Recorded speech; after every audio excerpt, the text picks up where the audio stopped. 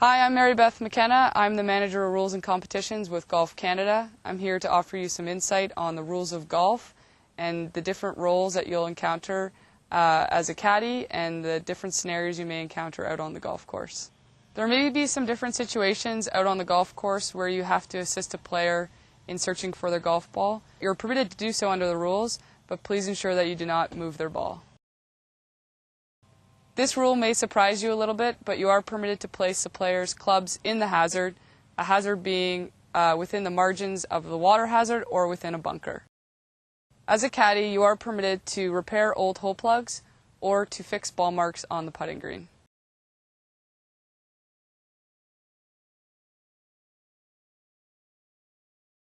As a caddy, you are able to move loose impediments around the golf ball.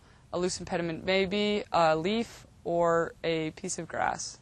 Similar to a loose impediment, you are permitted to move a movable obstruction. A movable obstruction is a man-made object, which could be a pop can or a rake.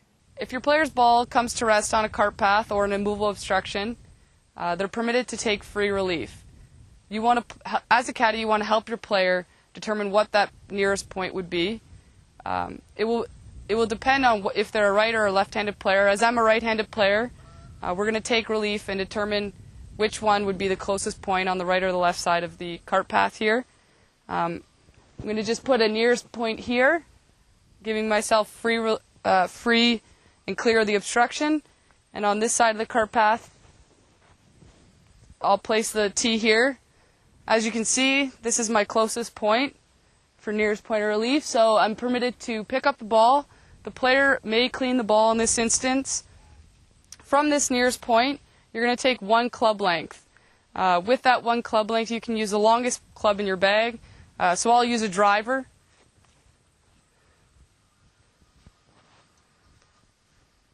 So I want to make sure that I'm not going any closer to the hole. I'll put that down and I'm going to drop within that one club length. You want to make sure when you're dropping the ball that you're standing erect and your hand is out, your arm is extended. And you're just going to drop the ball. Once the ball comes to rest, the ball is in play.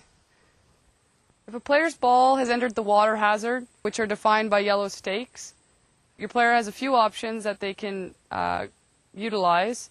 So if it's just here in the long grass and they want to play the ball, they're permitted to do so, but just make sure you tell your player not to ground their club in the hazard when they address their ball.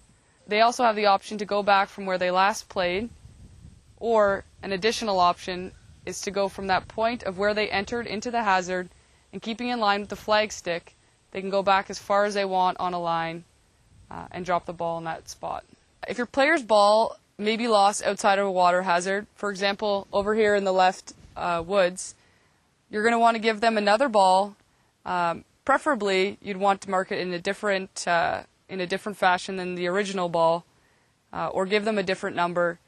And ask that the player play a provisional. They must tell their fellow competitor that it is a provisional, so it still gives them the opportunity to hit their original ball if it is found.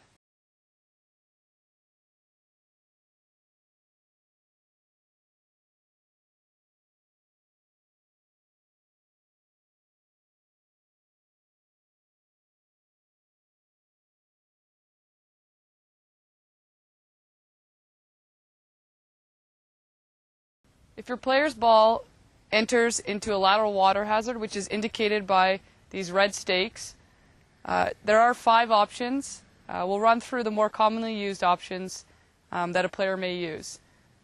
So if you, similar to the water hazard, which are the yellow stakes, you can go back on a line, taking the point of entry and the flag stick, going as far back as you want. You can play from where you last played the ball.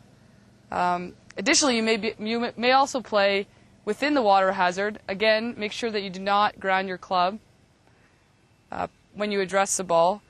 The most commonly used relief option for a lateral water hazard would be taking 2 club lengths from the point of entry, and I'll just demonstrate it now. You'll take your 2 club lengths from the point of entry, so you can mark the point of entry.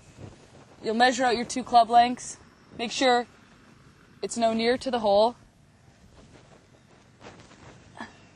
Then you're going to want to drop within these 2 club lengths for under a one-stroke penalty.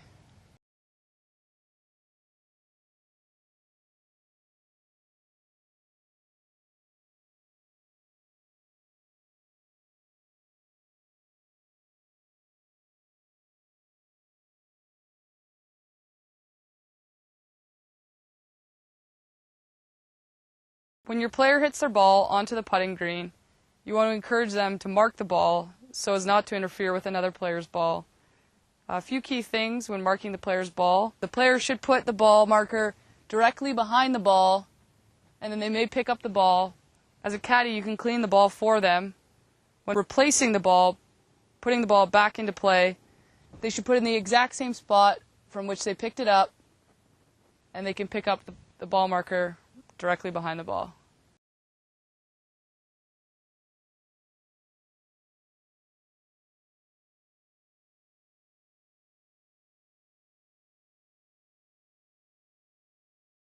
We've just touched on a few basic rules. The rules can be quite comprehensive, so if you're uncertain of how to proceed in a golf competition, ensure you contact a rules official. Out of competition, if you would like to learn more about the rules of golf, visit the Golf Canada website.